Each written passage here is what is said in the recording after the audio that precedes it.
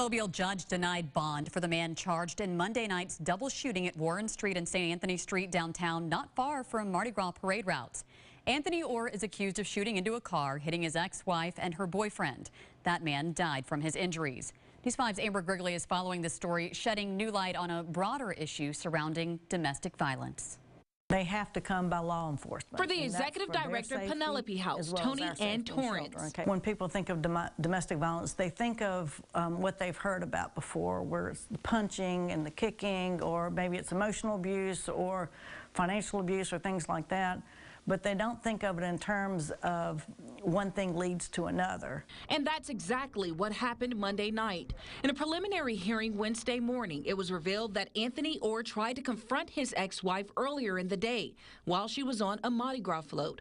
He jumped the barricade and was pushed back, but he didn't stop there. Orr is accused of then following the float, later catching up with his ex-wife. He saw her with another man known to be her boyfriend, 51-year-old Eldred Hall.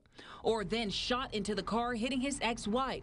Hall ran, and Orr ran after him, shooting and killing him.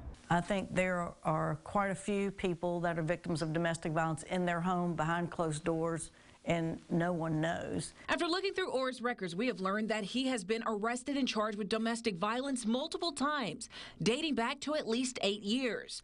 Torrance says the lack of serious consequences for his violent behavior is to blame. They haven't had serious punishment in order for them to think, maybe I need to do something different. Penelope House is available 24/7. If you or anyone you know needs help, please call their crisis line at the number listed on your screen. In Mobile, I'm Amber Grigley, WKRG News 5.